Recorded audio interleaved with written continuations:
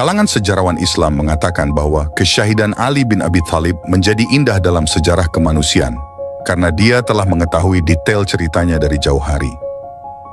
Rasulullah sendiri yang mengabarkan bahwa Imam Ali bakal syahid karena sebuah tebasan pedang beracun di bulan Ramadan. Tapi Ali tak pernah sedikit pun menunjukkan tanda meminta penangguhan atau menunjukkan gelagat enggan menerima suratan tragis itu. Padahal, sekiranya mau, dia bisa mengubah cerita akhir hidupnya.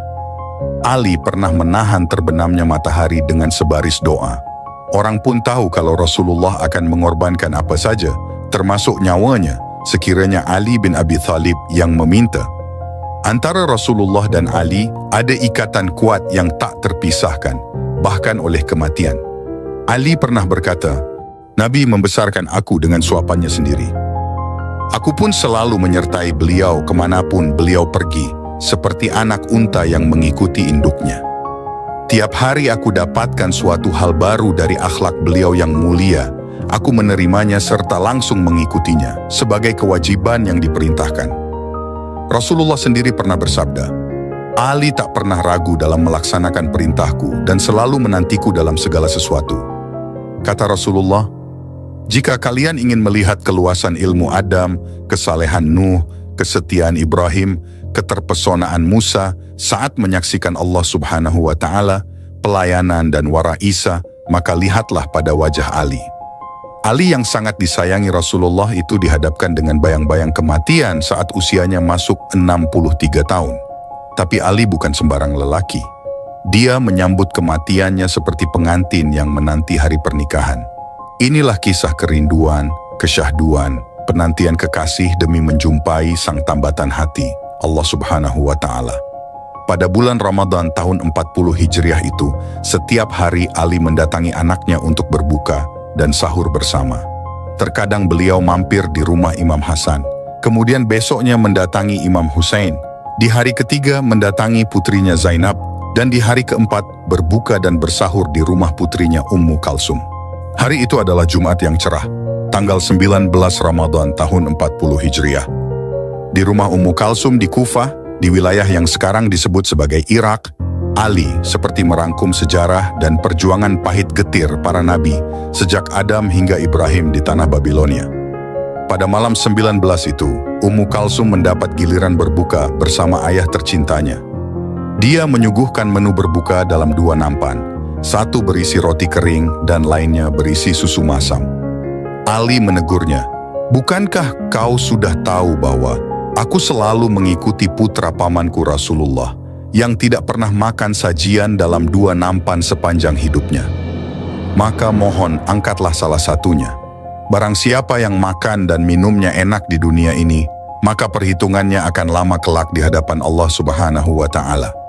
Ummu Kulsum menuturkan bahwa malam itu Ali makan sangat sedikit dari roti kering yang kusuguhkan dan memperbanyak ucapan hamdalah dalam tiap suapnya.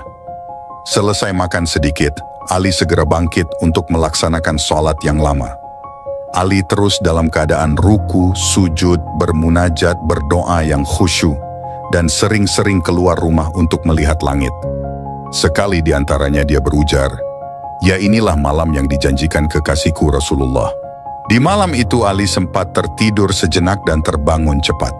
Ummu Kalsum putri bungsu Fatimah Az-Zahra alaihassalam itu lantas menuturkan apa yang terjadi di detik-detik Waiji paling mempesona dari kehidupan ksatria langit, kekasih Allah Subhanahu wa Ta'ala, dan Rasulullah ini sebagai berikut.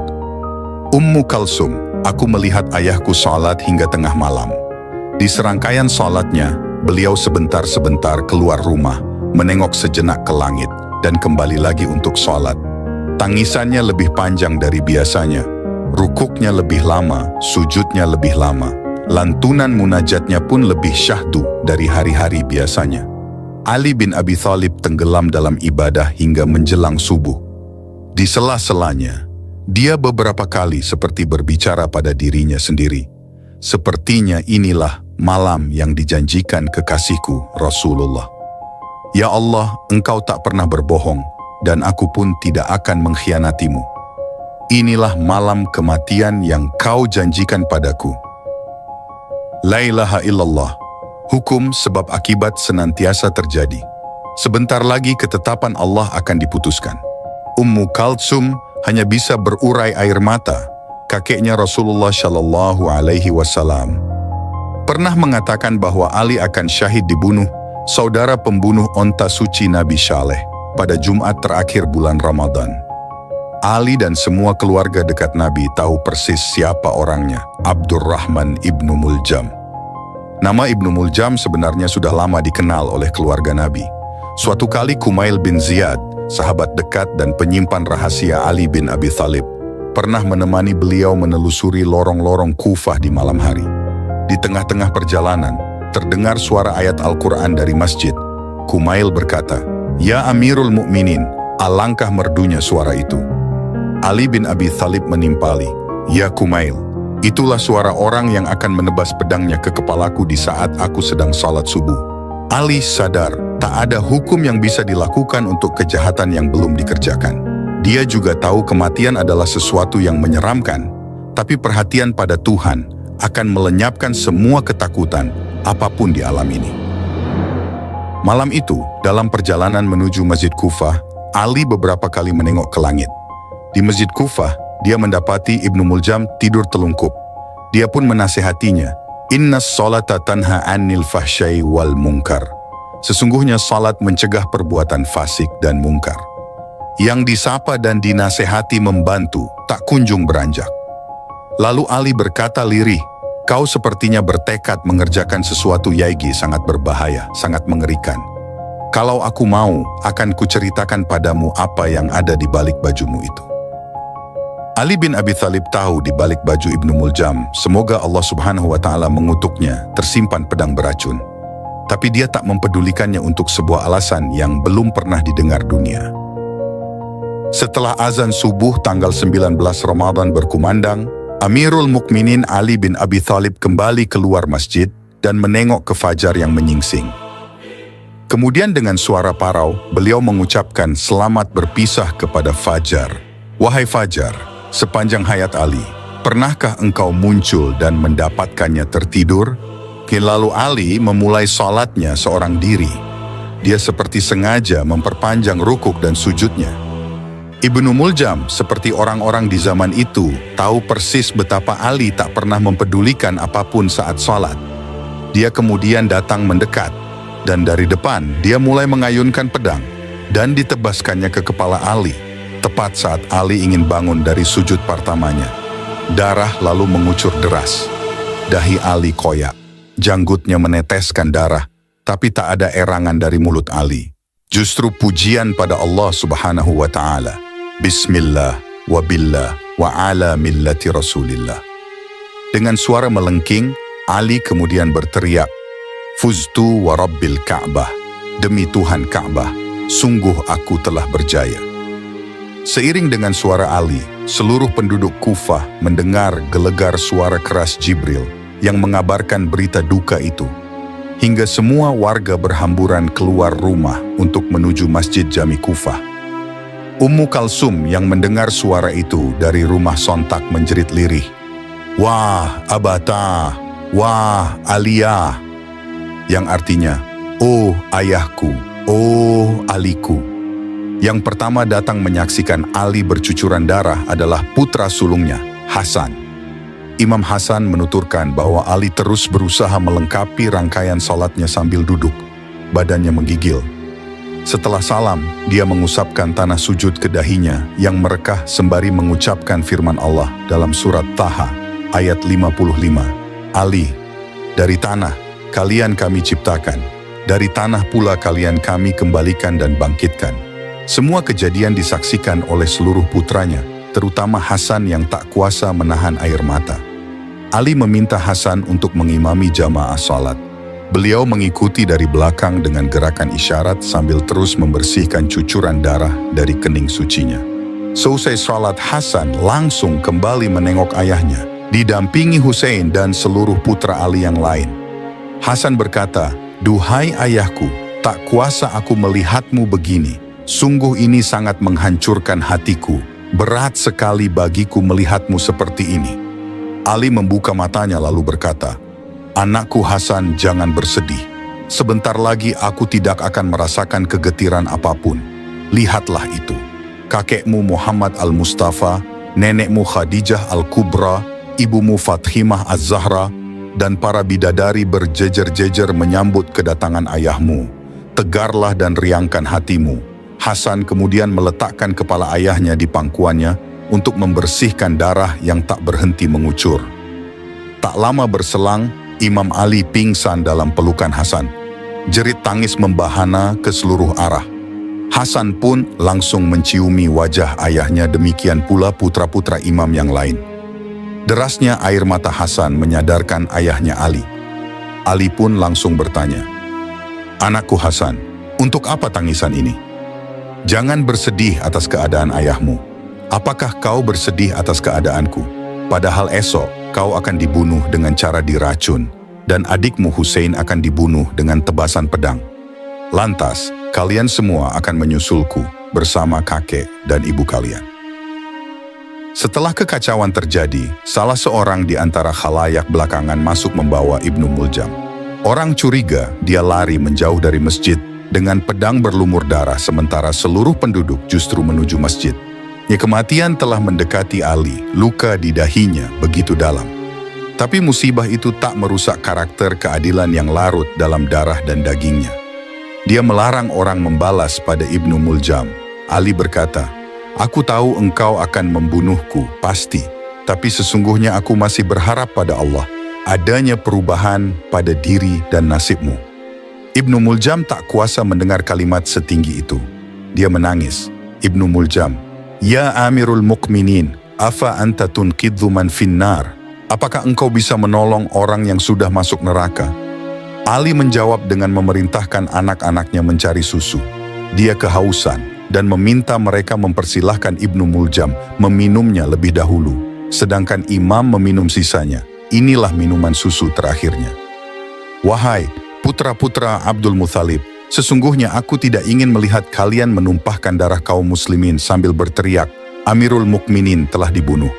Ingatlah, jangan membunuh dengan alasan kematianku, kecuali atas pembunuhku. Tunggulah hingga aku mati oleh pukulannya ini. Kemudian pukullah dia dengan satu pukulan dan jangan rusakkan anggota-anggota badannya, karena aku telah mendengar Rasulullah Shallallahu Alaihi Wasallam berkata, jauhkan memotong-motong anggota badan sekalipun terhadap anjing gila." Ali bin Abi Thalib lahir di Ka'bah yang suci, dan pada bulan yang suci, di mihrab yang suci, dan dalam keadaan bersuci pula dia menyambut kematian. Kufah berduka, rumah-rumah keluarga Nabi gelap selama beberapa malam. Inna lillahi wa inna ilaihi rajiun. Pada malam 21 itu keluarga Nabi mengenakan busana hitam karena dalam duka yang mendalam. Para malaikat dan segenap kekasih Allah Subhanahu wa Ta'ala meleleh dalam pilu yang menyayat. Malam itu begitu panjang dan melelahkan. Waktu seolah membeku dalam kebisuan, menolak untuk menerima takdir perpisahan. Pedang kesesatan dan kebodohan menyempurnakan kegelapan malam itu dengan sebilah kenistaan yang bercampur kebencian. Sementara di sudut lain dari bumi, gerombolan orang pandir, pengkhianat kemanusiaan, penyulut api neraka yang paling mengerikan, pembenci keluarga Nabi sedang berpesta pora. Saat racun kian merasuki sekujur tubuh Ali bin Abi Thalib, kerinduannya pada Allah dan Rasul kian berkobar-kobar. Dia terlihat begitu pasrah, teduh, berparas pucat pasi, menerima nasib dalam kegairahan yang seutuhnya. Ali menyambut perpisahan dengan dunia dalam rindu bercampur sedih, pilu bercampur riang, perasaan yang mengayun di antara perpisahan yang menyesakkan dan perjumpaan yang melegakan setelah perjalanan berliku yang menahun. Manusia dan jin, binatang-binatang, burung-burung di angkasa, ikut merasakan kesedihan berpisah dengan Ali bin Abi Thalib yang senantiasa menjadi sumber kasih bagi mereka. Jibril berteriak keras memecah keheningan malam itu. Oh, sungguh salah satu tiang petunjuk Allah Subhanahu wa Ta'ala telah roboh. Satu lagi seorang pemberi peringatan yang suci pergi dari dunia yang fana ini. Diriwayatkan bahwa suatu kali ketika Rasulullah sedang berbicara tentang bulan Sya'ban, yang dilanjutkan dengan penjelasan tentang keunggulan bulan Ramadan dan ketinggian nilai ibadah di dalamnya. Kemudian Ali berdiri di hadapannya dan bertanya, "Ya Rasulullah, apakah amalan paling baik di bulan Ramadan?" Rasul menjawab, "Wahai Abul Hasan, sebaik-baik amal di bulan ini ialah berpantang dari hal-hal yang diharamkan Allah Subhanahu wa Ta'ala." Tiba-tiba Rasul menangis. Amirul Mukminin bertanya lagi, "Apakah yang membuatmu menangis, ya Rasulullah?" Baginda Nabi menjawab, "Aku menangis karena apa yang akan menimpamu di bulan itu. Sekarang aku seakan-akan menyaksikanmu menunaikan salat untuk Tuhanmu, manakala orang paling sial dari masa lalu dan masa kini, adik dari pembunuh onta Nabi Saleh, memedang dahimu hingga janggutmu memerah berlumuran darah." Lalu Amirul Mukminin bertanya, "Ya Rasulullah, apakah saat itu aku dalam keadaan selamat dalam urusan agamaku?" Rasulullah menjawab, "Tentu saat itu engkau berhasil dalam urusan agamamu." Lantas Rasulullah melanjutkan, "Hai Ali, barang siapa yang membunuhmu, berarti dia telah membunuhku. Dan barang siapa yang membencimu, berarti dia telah membenciku. Dan barang siapa yang mencacimu, berarti dia telah mencaciku, karena engkau adalah bagian dari diriku, ruhmu dari ruhku, dan tanah penciptaanmu dari tanah penciptaanku. Hai Ali, engkau adalah wasyiku, ayah dari keturunanku, suami dari putriku dan khalifahku, demi zat yang mengutusku sebagai nabi dan menjadikanku sebaik-baiknya makhluk. Engkau adalah hujjah Allah bagi segenap makhluknya." Di hari-hari menjelang wafatnya, Imam Ali sering memberi kabar kematiannya kepada khalayak dengan bahasa isyarat yang mudah dimengerti. Dia juga sempat berdoa meminta kepada Allah dengan membuka tudung kepalanya sambil berujar, "Ya Allah, aku telah jenuh dengan mereka dan mereka pun sudah jenuh padaku. Aku telah bosan dengan mereka dan mereka pun sudah bosan denganku. Tidakkah sebaiknya ada perpisahan?" Dikabarkan pula bahwa pada bulan Ramadan itu, Imam Ali melihat tanda paling jelas dari dekatnya jemputan ajal ketika bermimpi melihat Rasulullah sedang membersihkan tanah dari wajah Imam Ali dan bertutur, "Hai Ali, tiada lagi bebanmu. Kau telah menunaikan semua kewajiban." Muhammad ibnu Abu Bakar, "Aku menginap di rumah ayahku pada malam 21. Racun telah menjalar sampai ke ujung-ujung kakinya. Wajahnya semakin pucat, pandangan matanya nyaris tertutup. Kami kemudian membaringkannya di ranjang. Beliau terus mengulang-ulangi wasiat-wasiatnya kepada kami dan bertakziah atas kepergiannya sendiri. Beliau pun terus-menerus salat dalam keadaan duduk. Tidak lama kemudian, Ummu Kulsum dan Zainab datang dalam keadaan menangis. Sambil bercucuran air mata Zainab berujar, "Ayah, duka kami terhadapmu pastilah panjang dan air mata kami tidak bakal berhenti." Mendengar suara Zainab, seluruh keluarga besar Imam Ali menangis. Suara keras ini kemudian membangunkan Ali. Setelah mengedarkan pandangan ke segenap arah, Ali menatap Zainab dan tak kuasa menahan air mata. Para tabib yang berusaha menyembuhkannya sudah menyerah dan mengusulkan Imam Ali meminum susu sebanyak mungkin. Air susu adalah makanan sekaligus minuman Imam Ali hingga syahadah beliau. Ali kemudian memanggil Hasan dan Hussein, mendekap dan menciumi keduanya cukup lama. Setelah itu, Imam Ali kembali pingsan. Hasan membantu Imam Ali meminum susu. Ali hanya minum seteguk saja, lalu membisiki Hasan untuk memintanya mengantarkan susu yang sama kepada Ibnu Muljam. Semoga Allah Subhanahu wa Ta'ala mengutuknya. Imam Ali berbisik, "Hai anakku Hasan, perlakukan tawananmu dengan sebaik-baiknya, karena kami adalah ahlul bait kenabian yang tiada dapat dibandingkan dengan siapapun dalam kemuliaan dan keutamaan. Siapa saja yang mengenal kami pasti akan merasakan kebaikan, kedermawanan, kesantunan dan kemuliaan kami, ahlul bait." Setelah fajar menyingsing, masyarakat berkumpul di depan rumah beliau dan meminta izin untuk menjenguk. Beliau mempersilahkan mereka masuk. Ali berkata, "Hai manusia sekalian, tanyalah padaku sebelum kalian kehilangan aku, namun buatlah pertanyaan kalian sesingkat mungkin. Ingatlah musibah yang menimpa imam kalian. Mendengar suara lirih Imam Ali, pecahlah tangisan di tengah masyarakat yang berkunjung. Mereka pun enggan untuk bertanya demi meringankan beban beliau. Hijr bin Uday Ath-Thai yang hadir di sana pun lantas berdiri dan bersyair, "Duhai sedihnya diriku atas apa yang menimpa Tuan, orang-orang yang bertakwa, ayah dari pemimpin-pemimpin suci, Haidar yang suci. Terkutuklah siapa saja yang menentang kalian. Kalian adalah bekalku di hari akhirat kelak. Kalianlah peninggalan Rasul yang mulia." Selepas mendengar syair Hijr, Imam Ali bertutur, "Bagaimana sekiranya kau diminta melepaskan baiat dariku? Apa yang akan kau katakan?" Hijr menjawab, "Wallahi hai Amirul Mukminin, jikalau aku dicincang-cincang dan dibakar di api unggun, aku tidak akan melepaskan baiatku padamu." Imam Ali menjawab, "Semoga Allah Subhanahu wa Ta'ala memberimu taufik, hai Hijr. Semoga Allah mengganjar kesetiaanmu pada Ahlul Bait." Kemudian Imam Ali meminta susu. Saat diberikan segelas susu padanya, Imam Ali meminum seluruhnya dan tidak menyisakan untuk Ibnu Muljam. Beliau berujar, "Sesungguhnya perintah Allah adalah takdir yang tidak bisa ditolak. Ketahuilah bahwa aku tidak menyisakan susu tadi untuk tawanan kalian, karena itulah rizkiku yang terakhir dari dunia ini. Ingatlah, anakku, berilah tawanan itu sebanyak susu yang aku minum tadi." Imam Hasan kemudian keluar dari rumah dan mengabarkan keadaan Amirul Mukminin kepada masyarakat yang kian banyak berkumpul di depan rumah. Ashbagh, pelayan imam, meminta izin kepada Hasan untuk menjenguk Imam Ali. Setelah masuk dan melihat keadaan imam, Ashbagh tak kuasa menahan diri dan meledak dalam tangisan.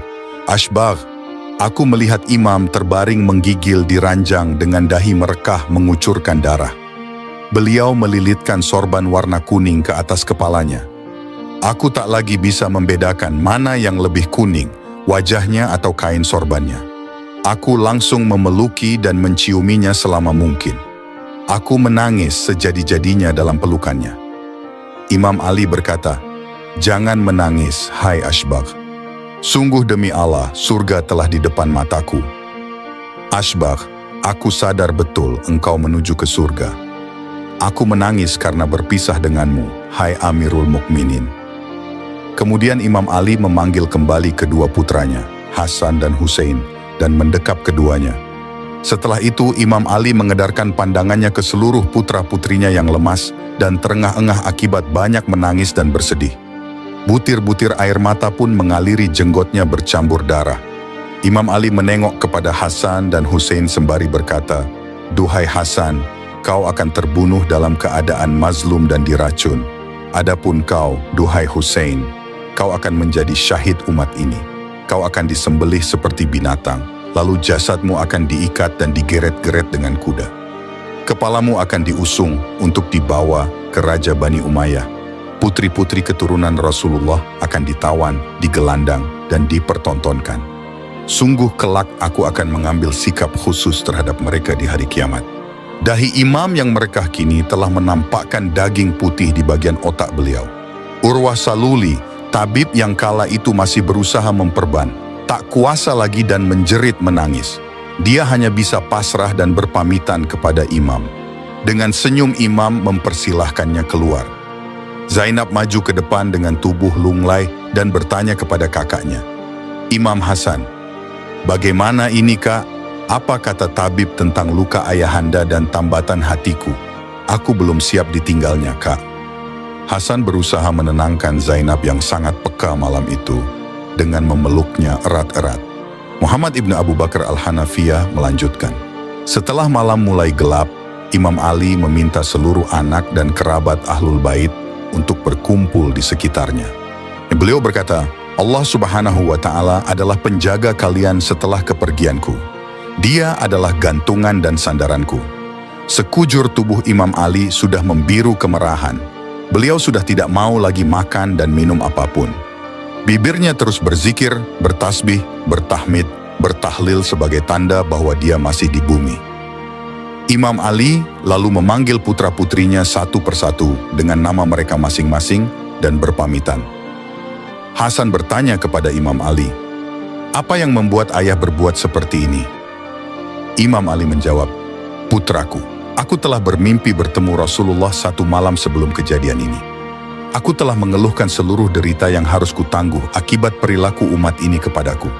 Rasulullah memintaku berdoa, kemudian aku berdoa, ya Allah, berikan pada mereka sebagai ganti dariku pemimpin yang lebih buruk dan gantikan bagiku umat yang lebih baik dari mereka." Rasulullah menjawab, "Allah Subhanahu wa Ta'ala telah mengijabah doamu. Allah akan memindahkanmu ke tempat kami setelah 3 malam. Dan malam ini adalah malam ketiga setelah mimpi tersebut." Imam melanjutkan, "Aku wasiatkan kepada kalian berdua untuk terus berbuat kebajikan. Kalian adalah dariku dan aku dari kalian." Lalu Imam Ali menengok kepada anak-anaknya yang dari ibu selain Sayyidah Fatimah dan berwasiat kepada mereka untuk senantiasa patuh kepada 2 putra Fatimah, yakni Hasan dan Husain. Imam berkata, "Ahsanallahu lakumul aza. Aku akan meninggalkan kalian malam ini untuk berjumpa dengan kekasihku Muhammad Shallallahu Alaihi Wasallam, sebagaimana yang telah beliau janjikan padaku. Jika aku telah wafat, mandikan, balsemi, lalu balutlah aku dengan kain kafan sisa dari kakek kalian Rasulullah yang dibawa oleh Jibril. Kemudian baringkanlah aku di ranjang dan semayamkanlah aku di dalam kuburan yang telah tergali di samping ranjangku. Wahai Abu Muhammad, syalatilah aku dan bertakbirlah 7 kali. Tidak boleh selainku disyalati dengan takbir 7 kali, kecuali seorang pemimpin yang akan muncul di akhir zaman yang bernama Al-Qaim Al-Mahdi dari keturunan adikmu Husain. Aku wasiatkan kepadamu, hai Hasan, apa yang Rasulullah perintahkan kepadaku untuk menyerahkan seluruh catatanku dan pedangku kepadamu. Kemudian beliau mewasiatkan kau untuk menyerahkannya setelah ajal menjemputmu kepada adikmu Husain." Lalu Imam Ali memandang Husain dan memerintahkannya untuk menyerahkannya kepada putranya Ali bin Husain. Kemudian Imam Ali memandang Ali bin Husain dan memerintahkannya untuk menyerahkannya kepada anaknya Muhammad bin Ali dan sampaikan salam Rasulullah dan aku kepadanya. Kemudian Imam Ali memandang kembali kepada Hasan dan berkata, "Hasan anakku, kaulah ahli warisku dan wali setelahku. Kalau kau mau, kau dapat memaafkan orang yang membunuhku. Kalau tidak, maka pukullah dia sekali saja sebagaimana dia memukulku." Lalu Imam Ali meminta Hasan menuliskan wasiat yang panjang berisi tentang keimanan, ketakwaan, dan perilaku yang bajik di jalan Allah Subhanahu wa Ta'ala. Setelah itu Imam Ali memanggil Zainab dan berkata, "Hai Zainab, aku mendengar Rasulullah bersabda bahwa seorang mukmin yang tiba ajalnya akan berkeringat dahinya dengan butir-butir putih yang menyala bagaikan mutiara." Mendengar ucapan itu dan menyaksikan butir-butir mutiara yang bergemerlam di dahi ayahnya, Zainab terdiam tenang dan tidak lagi menangis.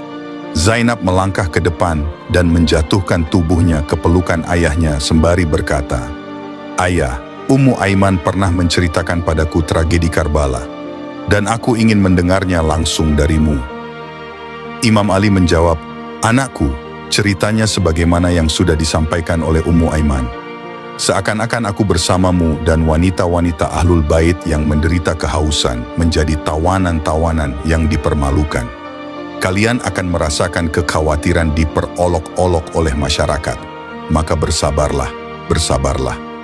Lalu Imam Ali menatap kedua putranya, Hasan dan Husain, dan bertutur, "Seolah-olah aku melihat kalian setelah ini akan dikepung dari fitnah yang datang dari sana dan sini. Maka bersabarlah, tabahkanlah diri hingga Allah Subhanahu wa Ta'ala memutuskan urusan." Imam Ali melihat sekelilingnya dan bertutur, "Aku kini melihat kakek kalian Rasulullah bersama nenek dan ibu. Kalian memanggil-manggil dan memintaku bergegas datang kepada mereka." Imam Ali kembali mengedarkan pandangannya ke seluruh Ahlul Bait dan menatap satu persatu dan berkata, "Astaudi'ukumullah jami'an. Aku memohon pamit kepada kalian semua. Semoga Allah Subhanahu wa Ta'ala menjaga kalian semua." Beliau lalu memejamkan matanya perlahan-lahan, memanjangkan kedua tangannya, dan meluruskan kedua kakinya. Dan dengan suara syahdu mengucapkan, Ashhadu an la ilaha illallah wahdahu la syarikalah, wa ashhadu anna Muhammadan abduhu wa rasuluh. Demikianlah. Nafasnya terhenti dan ruhnya melesat menembus angkasa menuju tingkat wujud tertinggi, kehadirat Zat Kudus Ilahi, bersatu dengan kekasih mutlak yang maha sempurna dalam keadaan syahid, suci, bersih, penuh cahaya. Inna lillahi wa inna ilaihi raji'un.